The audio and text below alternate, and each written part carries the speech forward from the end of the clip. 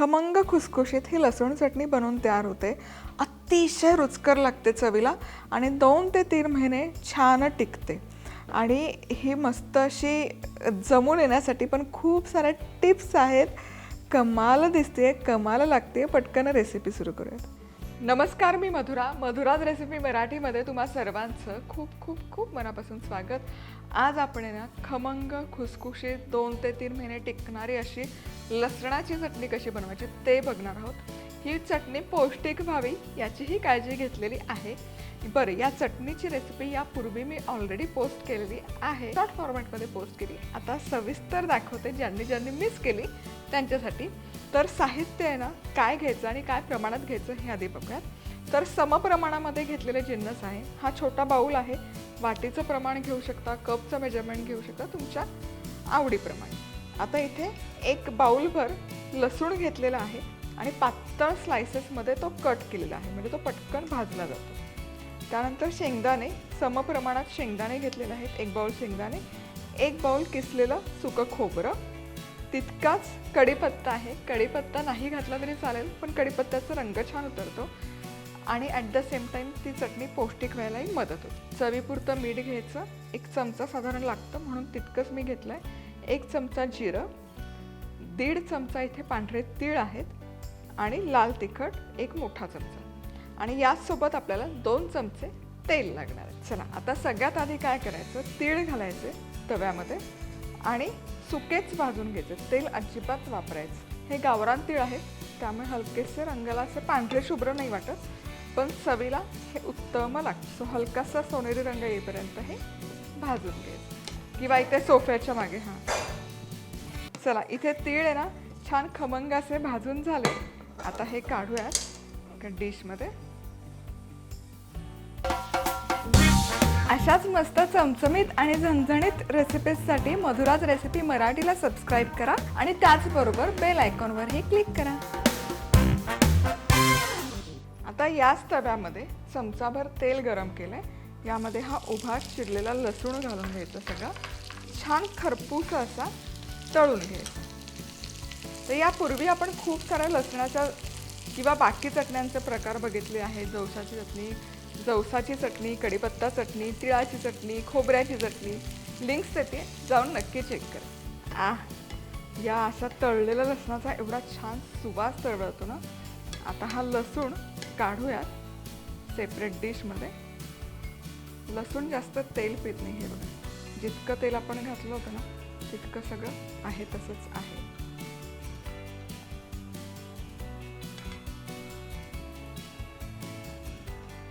आता याच तेलामध्ये कढीपत्ता घालायचा.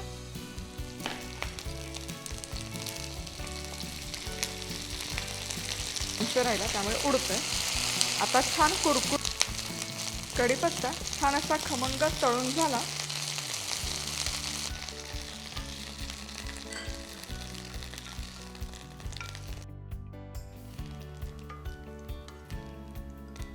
आता याच तव्यामध्ये घालूयात शेंगदाणे. आणि शेंगदाणे देखील खरपूस असे भाजून घेऊया. तळायची अजिबात गरज नाही. कमाल. आता शेंगदाणे पण छान असे खमंग खरपूस भाजून झालेले आहेत. हे काढूया बाउलमध्ये.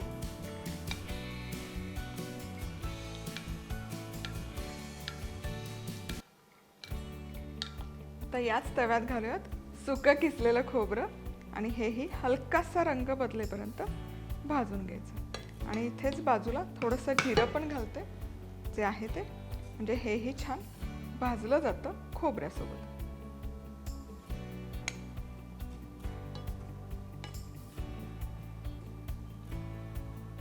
चला, खोबरं देखील छान खरपूस भाजून झालं. गॅस बंद करूयात आणि चटणी तयार करूयात. चला, आता हे सगळे जिन्नस एकत्र वाटून घेऊयात. खलबत्त्यामध्ये कुटून घेतलं तरी चालेल. शेंगदाणे, सुकं पिसलेलं खोबरं, जिरं हे आधी हलकंसं फिरवून घेऊया.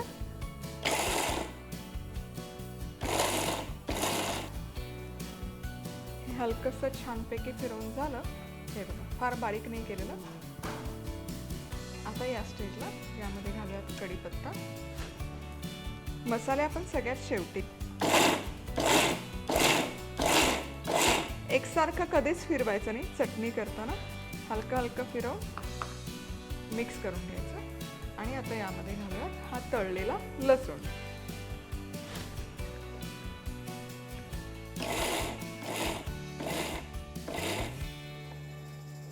आणि एकसारखं मी अजिबात फिरवत नाही.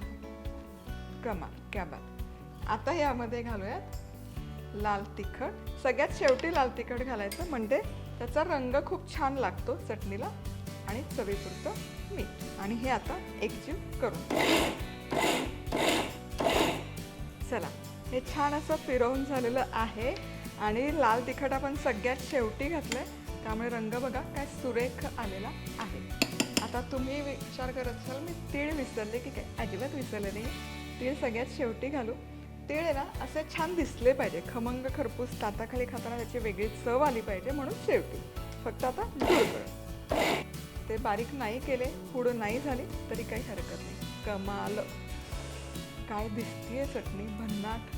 बघा मस्त झाली आहे. मस्त अशी खमंग खरपूस होते, कारण यामध्ये आपण सगळे जिन्नस बऱ्यापैकी भाजून तळून घातलेले आहेत, त्यामुळे त्याची चव आणि स्वाद कमाल लागतो. हवाबंद बरणीमध्ये भरून ठेवा. ही चटणी 2 ते 3 महिने छान राहते, अजिबात खराब होत नाही. रेसिपी आवडली तर लाईक करा, कमेंट करा, सबस्क्राईब करा आणि पुन्हा भेटूयात अशाच मस्त रेसिपीसोबत.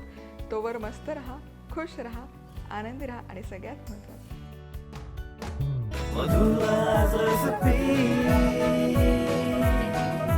मधुराज रेसिपी, महाराष्ट्राची अस्सल चव.